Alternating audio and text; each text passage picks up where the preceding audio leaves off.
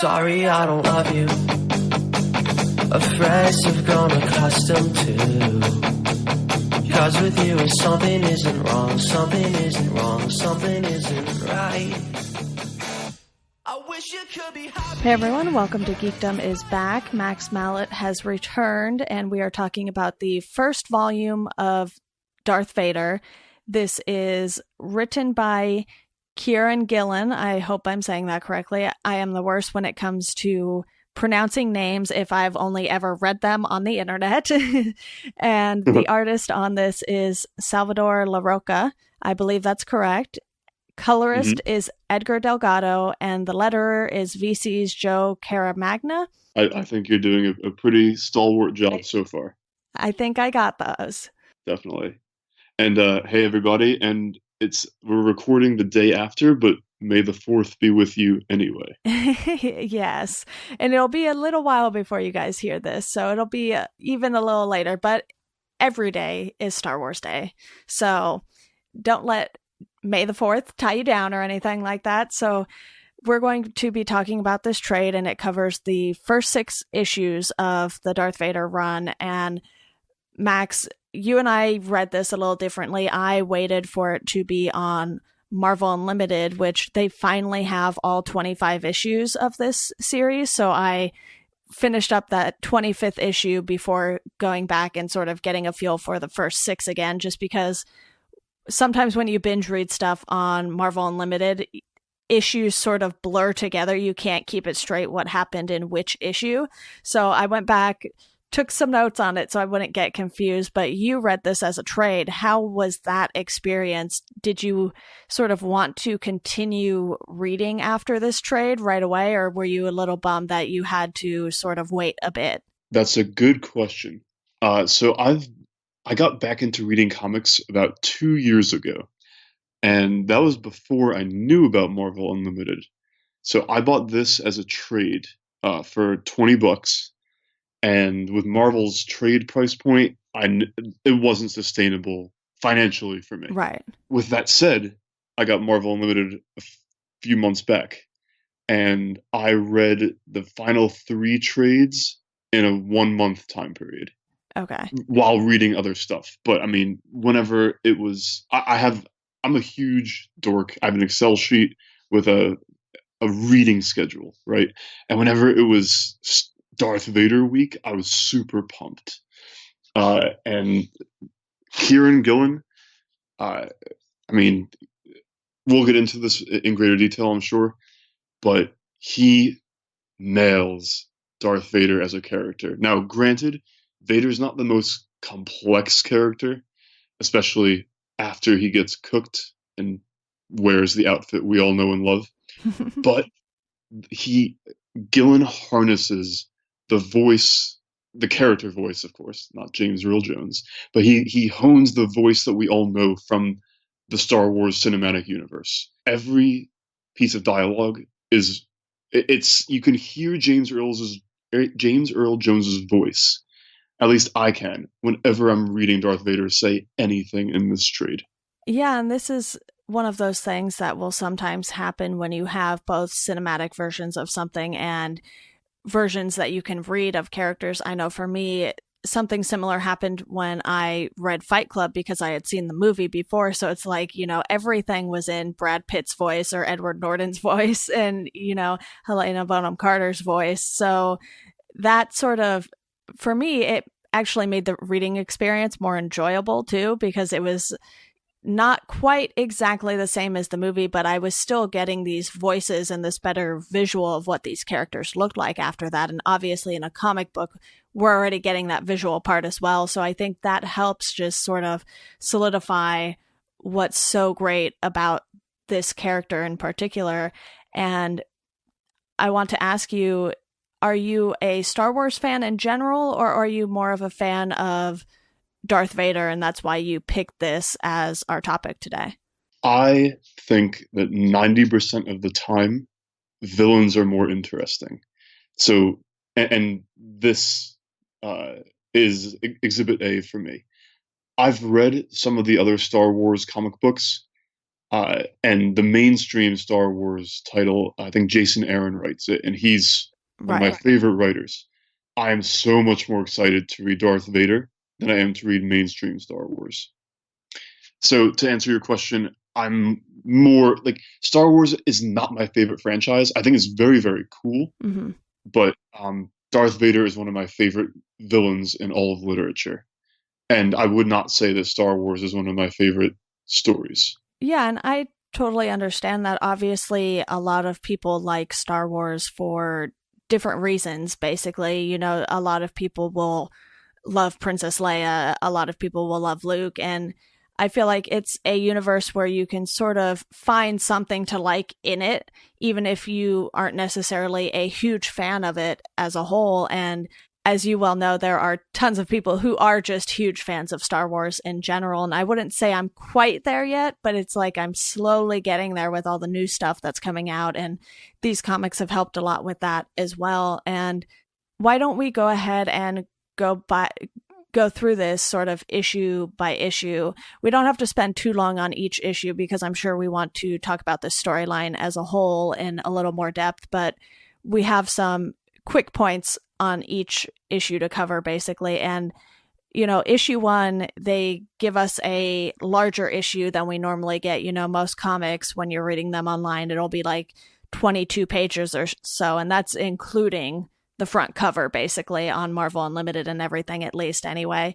So this was about, I want to say 33, 34 pages on Marvel Unlimited. And it sort of just really introduces us to the storyline and sort of Vader going off on his own without Palpatine's approval, essentially, because that comes up throughout these 6 issues too. And what did you think of the appearances of Jabba the Hutt and Boba Fett in these first issues? Did you think that sort of epitomized the lengths that Vader will go to and sort of the people he'll associate himself with just to get something done if he can't be in, a ton of places at once? Yes, that's a great point. It's not explicit. So one thing about this entire series is, unlike if you're reading Spider-Man or Batman, you are never given the inner monologue in Vader's head. But I think we can infer that a character as cunning and intelligent as Vader will surround himself by people he knows are weaker than him, or in Jabba's case, not people but things. So it seems to me that he knows that he can't make Palpatine his puppet, but he can make Jabba and a bounty hunter his puppet for sure, with barely any effort on his part. So that's how it comes across to me. Yeah, and I just really enjoyed how inclusive they were making this, even though it was a Darth Vader solo run, basically. They weren't going to just focus on him. They were going to sort of give us these well-known characters throughout the Star Wars universe, in addition to having the story be about Darth Vader. And in issue 2, you can tell that Vader just wants to be able to do his own thing, and he's really, really not a fan of taking orders from anyone because he knows how powerful he is and how most people don't come remotely close to being as powerful as he is. Absolutely. Before we totally abandon issue 1, is it all right if I talk about the first time that we see Vader combat in the series? Yeah, of course. Awesome. So first of all, issue 1, like you said, is 34 pages on Marvel Unlimited digitally. So it's almost double the size of a standard comic, which is awesome. And there's a section where Jabba tests Vader initially. I mean, he's basically a mob boss, right? So he can't just roll over and show Vader his belly, because then who's going to take him seriously? Now, Vader responds by taking out a lot of his henchmen over the course of 3 pages, where there's almost no dialogue. It's just Vader doing work. We haven't really seen. I mean, we saw Vader really go nuts in one scene in cinema in Rogue One. Now, that's probably expensive to do in a movie Right. with CGI and special effects. But what's so great about comics is like the budget isn't affected. You can have Vader go nuts, and it's so gorgeous to look at, especially with LaRocca's artwork. I'm a huge fan of his, and the coolest dialogue in my mind that Vader has in this entire trade is uh, he has a back and forth with Jabba the Hutt for a few pages. I won't go into all of it because it's actually kind of long. But Jabba says to Vader, "You arrive a day early, you kill two of my guards, and you expect me to deal with you." And Darth Vader says, "I've only killed two. Do not make me reconsider my generosity." And that's just like, you can hear like the ice in those words. And this is before he's even unsheathed his lightsaber.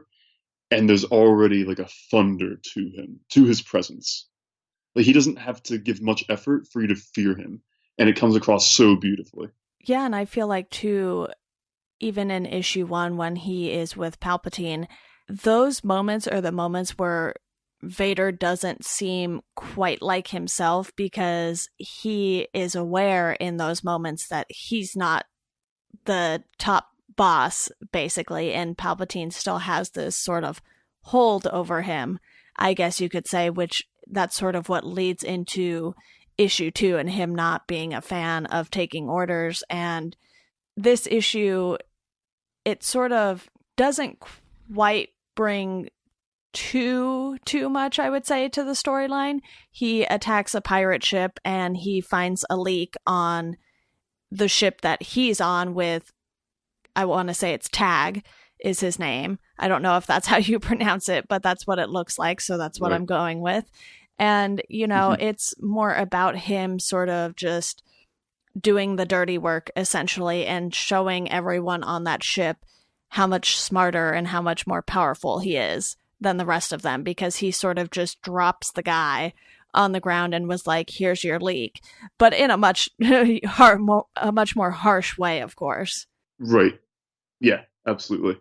Absolutely. The what you touched on with Vader and Palpatine, the Emperor, when they're in the room together. Mm-hmm. To me, it kind of feels like a mob boss and the number two, and they both know that the number two wants to be the boss, but they're playing this kind of dance of words, if that makes sense. It does. It's this like the politics of dialogue, I guess. Yeah, and in issue 3, this is when we see Dr. Aphra. And what do you think of her character in general? Because she does get a solo title of her own after this starts as well. And personally, I haven't read too much of it just because there isn't too much of it on Marvel Unlimited just yet, but I have read at least a couple or a few issues of it. And the way she presents herself in Vader, I think it sort of gave them a reason to give her a solo title, because she is definitely an interesting character for Vader to align himself with. Right. So I don't think there's much on Marvel Unlimited because it's a pretty new series, if I'm not mistaken. From what I've seen, it's been pretty well received. And a lot of times when there's a very familiar franchise, like Star Wars, it can be difficult to inject, especially a franchise that didn't start as a comic. It can be hard to inject a character and give them their own identity, their own voice, their own motives and quirks. And I think Gillen does a pretty awesome job of very much giving her her own voice. She's kind of like the way that Han Solo is a good guy, but he has certain bad characteristics. Maybe he's like 75-25, right? I feel like Dr. Aphra's the reverse, where she's not a total evildoer the way Vader is, but she's enough of one to be in their circle while looking out for herself. And she's kind of like a female Star Wars universe Indiana Jones or Lara Croft. That's kind of how she comes across to me. Yeah, and you are correct. There actually aren't any issues on Marvel Unlimited just yet because it is so new, because it essentially picks up where Darth Vader number 25 leaves off, and that just hit Marvel Unlimited, which that I believe that one was delayed a little bit too. So then I think a few other things were then delayed as well, or they just decided to do them at a later date, something like that. But either way, I think she makes a great addition, not only to this comic, but to the Star Wars universe. And like you said, it's definitely been pretty well received as a solo comic book for her. And I know I definitely bought the first issue, so I at least read some of it. And I just really like what she brings to this. And with her droids, 000 and BT1, I know you have some comments on this too, but personally, I'm just a huge fan of droids in Star Wars, apparently, because, while R2D2 and C3PO might not be the most interesting droids, I think just because of how prominent they are in the story and how involved they are too for droids, that's sort of what put them at the forefront as far as droids go. And then with Rogue One, you had K2SO, who brought a lot of humor to a droid. Yeah. And I really get that sort of feeling with 000 and BT1, because even though we aren't hearing, Alan Tudyk's voice coming through our speakers or anything like that with these two droids, because of the fact that they're not used for good, they sort of have these different personalities. And yes, droids can have personalities. We have been shown that throughout Star Wars already. And I think they just add a lot more, not only to this comic, but then later to Dr. Aphra's title as well. Yes, that is true. Droids are people too. So they actually get even better as this series moves along. 000 does not stop being funny. Normally, so 000 and BT1 are, as you've said, basically the evil equivalents of C3PO and R2D2. Normally, I don't like characters that are just like the opposite of your good guys, right? Like the Reverse Flash kind of bores me.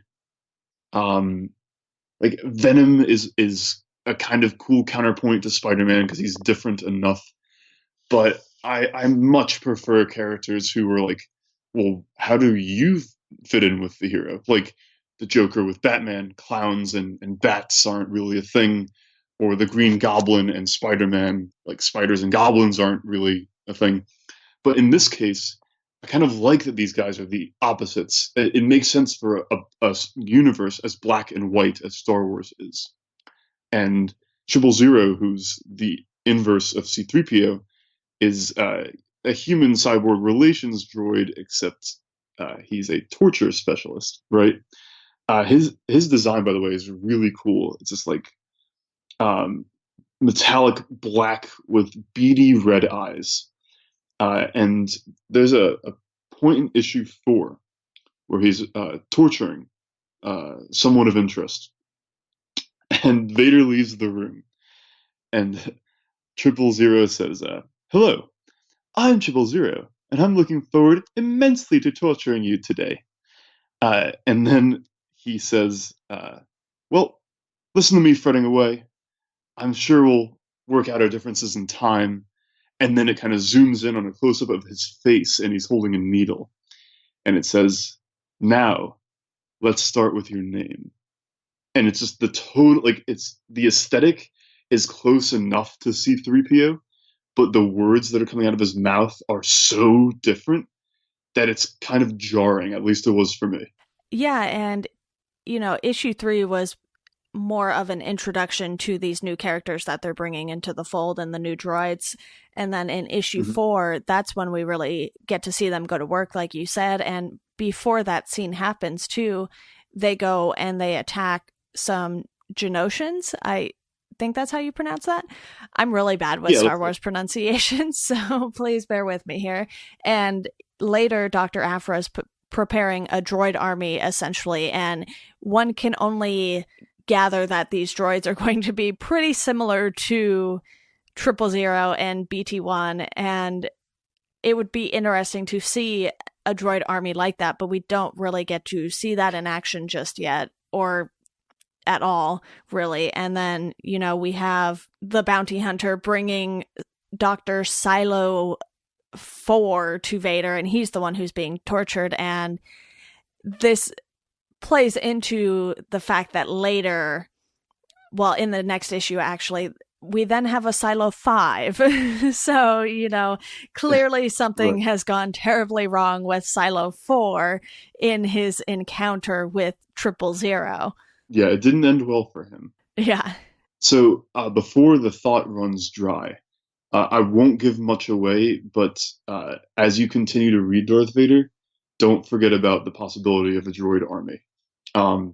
Because 000 and BT-1, depending on the issue, have a lot of prominence throughout the Darth Vader series. They Right. are not going away, which is great because they are the humor foils to Vader's straight lace. But yeah, so as you said, Silo IV, we come to find that you don't know this at first, but Silo is a clone, and I guess he can just keep on being cloned. So Silo IV does not enjoy his encounter with 000 and BT-1, to put it mildly. And then what happens after that? Towards the end of issue 5, Emperor Palpatine resurfaces, correct? Yeah. He sort of just shows up after Vader has faced off against what appears to be siblings with lightsabers. And, Palpatine just kind of comes up behind, and I believe maybe even above Vader, and sort of just lets his presence be known. And it's another one of those moments where you can tell that Palpatine likes Vader, but he does not want to lose his Emperor spot to Vader. For him, Vader is a tool. And that moment leads us, into the last issue of this storyline. And then Silo and Palpatine are sort of just watching this fight happen between Vader and all of these people, or clones, perhaps, that Silo has at hand, essentially. Right. Once issue 5 ends, you know that issue 6 is going to be fast-paced and, frankly, amazing. Issue 6 is everything that, even as a mild, whether you're a diehard Star Wars fan or you kind of more passively like Star Wars, like I would describe myself that way, this gives you everything that you want from having Darth Vader on screen or on page. Yeah, and I really love the final page in issue 6 because you just have Vader standing there looking out, and it's sort of like he's looking out through this. It's not completely shattered glass, but you can see all the cracks and everything in it. And this is right after he finds out that the boy he's been looking for, who he's not much of a boy, he's fighting with the rebels and everything. He finds out he's a Skywalker. And that is the moment that he knows he has a son, because he had this fact kept from him basically for so long. And he's so enraged with Palpatine that he is determined not to let him down. And to me, that's an interesting idea, because it's not like in that moment he's determined to just take out Palpatine. He's going to finish his mission and then probably find a way to sort of get that top spot in the Empire and everything like that. And it's just such an emotional issue, not necessarily as a reader, but for Vader himself. And that's not something we necessarily get to see with his character all that often. That's a great point. Because he might be, if not the least emotional character in mainstream pop culture. He's certainly one of them. He's probably the most emotionless character that people like. Not that you like what he does, but you like that he exists as a character. And just to give a little bit of context, in issue 6, um, so basically the Emperor has challenged Vader to see if he's really his top dog, and Vader handles himself in combat the way that you'd expect he would. He has no equal in combat, and so after that, like you said, Vader discovers he has a son. He's looking out into the vast abyss of space, and he's getting angrier and angrier because he's thinking about his son, and he's having flashbacks to scenes that we might remember from Star Wars Episode 3 with Vader's late wife. And you see the glass slowly develop spiderweb cracks. And then, like you say, the big splash page in the last page of the issue shows there seem to be more uncracked or more cracked sections of the window than uncracked. And this would terrify most people because that window breaks, right? You're in space. Vader could give a damn. He's going to be fine. So it goes to show that he's a character of immense just fortitude, and there's never a glimmer of uncertainty with anything he ever does. Exactly. And I think what's good here is that this trade just gives you such a broad picture of Vader. You get him being completely ruthless, and you get him being emotional, all in the same trade and the same storyline here. And obviously this is before a lot of certain events happen, namely him fighting with Luke. And it's sort of just this raw look at Vader when he finds out that he has a son. And I think that's something that makes this such a good run to start this series. And I know you and I were going back and forth a little about the idea of a Darth Vader solo movie, which if Disney doesn't do that, you and I probably will both think they're crazy. And I'm sure a lot of other people would think so too. Yeah. But if they did something like this, whether or not they base it off the comic directly, they probably wouldn't, simply because of how involved Lucasfilm is with any type of visual media that goes on with Star Wars. I know they have, specific stories for the books to follow now that everything's in canon, and I don't know if they would necessarily duplicate something they've already done, but if they could find a way to maybe pick up where this series leaves off in issue 25 or something like that, we could still get a really great solo Vader story out of it. That is true. So first of all, like you said, we briefly talked about the possibility of a Vader solo film. Disney would be leaving at minimum $1 billion on the table if they didn't do that.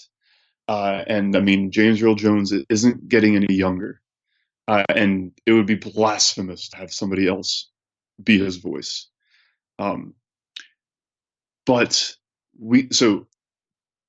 Disney owning this property and owning Marvel, we're gonna in November see the third Thor movie, which uses some elements from Planet Hulk, right? So they've shown that, and they just had Civil War come out last year. They've shown a willingness to borrow certain aspects from extremely popular storylines. We'll see if they do this with Star Wars. I think if they used this volume might be perfect because it's right between episodes 3 and 4. Or I'm sorry, is it between 3 and 4 or 4 and 5? I am totally drawing a blank on that as well. Yeah, no, I think it has to be 4 and 5 because unless I'm insane, it's after A New Hope, so you are correct. Yeah, it had to be because in A New Hope, Vader doesn't realize Luke is his son. Right. Now, so this would be really cool. But if I were in charge of Disney, which I never will be, I would actually have a different trade that maybe we'll talk about another time, which is Vader Down, which takes place between volume 2 and 3 of the series. It's exactly in the middle of the entire series. Mm-hmm. And there are scenes in that trade that must be on screen because they're just unbelievable. But anyway, back to this one. There's enough cool stuff here that you could definitely have in a movie. More Vader and Jabba, Vader and Boba Fett, introducing two memorable droids. Someone we haven't talked really much about, if at all. I don't know how to pronounce this name. Kirsantan, who's basically evil Chewbacca. Right. Not to mention Dr. Aphra, who would, I think, just be great in terms of toy merchandise and obviously bringing more interest to the female demographic. Because aside from Princess Leia and really Rey in episode 7, they haven't really done that great of a job with female characters, with having many at all that are memorable. Right. And Dr. Aphra really hits that nail on the head. So there's a ton to draw from here. Yeah, and they wouldn't even have to necessarily do it, panel by panel or something like that, make each of those panels a frame or something. They could just take some of these aspects of the comic. They don't necessarily need to directly take the scenes, and I think that would be plenty good enough for a separate Darth Vader solo story. Is there anything that we have missed that you wanted to touch on before we wrap it up here? Sure. So, just to kind of bounce off what you just said, absolutely. Mm-hmm. I mean, the Civil War film is drastically different than the comic book, for example. And quick hot take, I think the movie is a better story. But we can get into that another time. Yeah, so what do you think about Gillen's writing and LaRocca's art? Because I have some very specific opinions on it, but I would love to hear your take first. I think Gillen really has the ability to capture the essence of each of these characters and really just bring out everything that we need for the story in them. With Aphra, she has no qualms about the fact that Vader kills people when he's done with them, basically. And she, basically says, I don't want to die to Vader directly. And she's scared of him, but she doesn't act like she is when she's doing something for him. And I think the way he wrote her character made her a much stronger female character in general. And you can't fault anyone for being scared of Vader, basically. But the fact that she is sort of just knowing what she is going to do and why she's doing it, I think that makes her a great character. And like you said, with 000, he has this personality that just shines in the comic book. And as far as the art goes, I think the writing is definitely what makes a comic for me. And I know I've mentioned this before, but the art style is very clean. And I think that helps a lot with the fight scenes and everything like that. They're not sort of just this big mess on a page. You can clearly see what's happening during these fight scenes. And I think that sort of clarity in those scenes makes them look a lot better. Absolutely. I agree on both counts. As we discussed, I think on the first time I was on here, I also am more drawn to the writing. Mm-hmm. Also because I couldn't draw to save my life. But yeah, they both work really well in tandem. The end of issue 6, where we see Vader with emotion at the window looking at space, both Gillen and LaRocca tell the story with Vader saying very few words. And I think because he's such a limited character in terms of the scope of his personality and his speech, that they are forced to show so much more than they tell, and the story is strengthened all the more by that. And I think it's pretty awesome, because too often you'll read a comic or a book or any piece of fiction really, and it's so much exposition and telling instead of showing or telling while you're showing, and it gets redundant. Whereas with this, the storytelling is just absolutely seamless. And in for this book, I actually like obviously both creators uh, really make it happen, but LaRocca's art blows me away. So he actually worked with Matt Fraction on the 2008 to 2012 Iron Man run, Okay. and his he has some of the best splash pages that you'll see in modern comics. Uh, and he's very, very good with the Iron Man run. This is even better.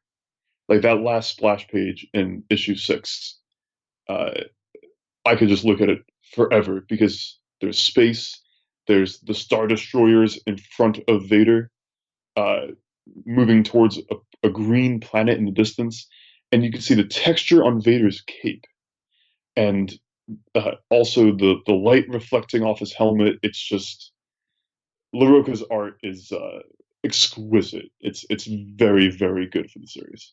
Yeah, we all obviously also have to give some credit to Edgar Delgado's coloring too, because he is able to take LaRocca's art and sort of just give it this color, and with Vader this darkness that just enhances it even more. And I think the two of them together make a really great team. No question. No question. I have one more thought on art, and after that, I have a question for you. Go for it. There are two covers. I mean, all these covers are great. Uh, I don't think we've really talked about covers before, but there are two to me that stand out. Issue 2 is amazing. It shows Vader walking past General Tag, I think, or Tog, maybe it's German. Um, and he's walking past Tog and stormtroopers down a hallway. Mm-hmm. And there's apparently wind, and it blows Vader's cape up behind him, like perpendicular to his body. And Vader just looks like a complete badass. He's holding his lightsaber. It's off. It's not on, but it doesn't matter. It gives you such a great view of the costume design. And Vader's costume is really, it's supposed to hit two things at once. And I think it does it very well. It's supposed to hit both the sort of Vader as an evil samurai aesthetic with the sword, and the helmet design towards the bottom flaring out is a little bit like a nod to samurai culture. But then also the fact that he's clad entirely in black and that he has no qualm with mass murder, um, giving him sort of a bit of a fascist boot stepper vibe. I think that the cover of issue 2 nails that really well. And then the cover of issue 5, which shows, I think, the lightsaber of the twins that you mentioned who challenge Right. him. One is yellow, one is green, and they are crossed over him.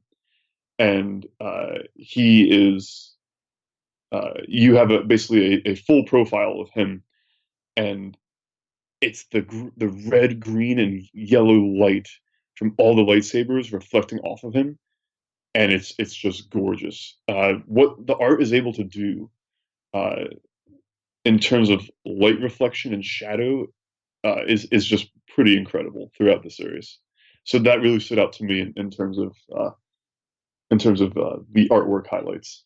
Yeah, and I think a lot of the covers in this run in general are very good. When I went to go read the last issue, I just love the cover so much, and I won't give it away in case anyone is like me and reading on Marvel Unlimited and has not gotten to that issue yet. But this trade was definitely a good one, and I just want to thank you, Max, for coming on to talk about it. Absolutely, Deanna. Thank you for having me. If you don't mind, I do have one question for you. Did you have a favorite issue or scene or piece of dialogue from this trade?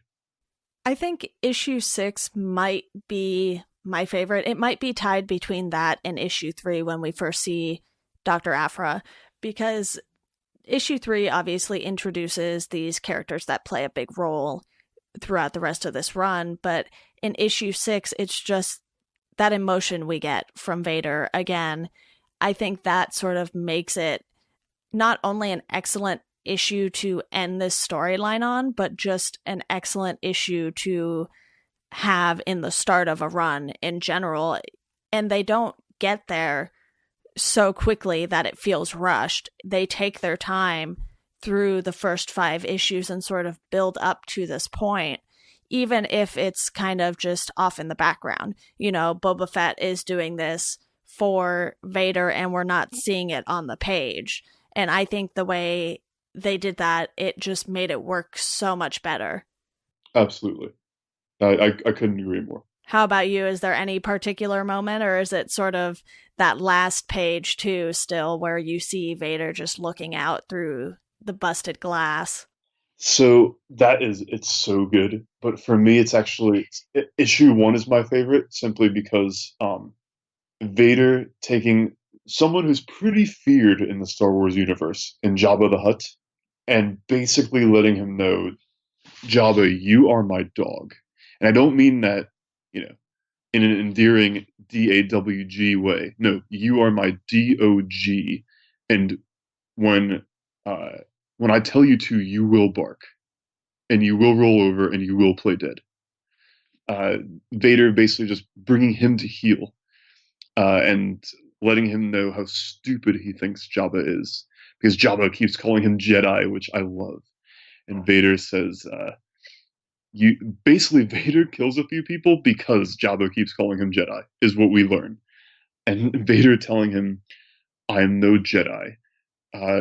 Mind tricks are their way. I am of the dark side, and we prefer force.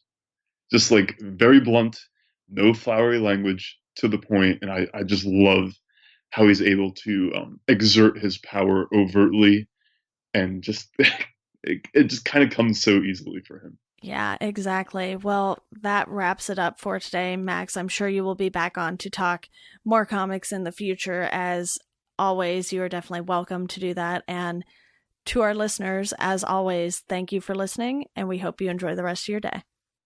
Thanks for having me on, Dana, and may the force be with you all, always. Yes.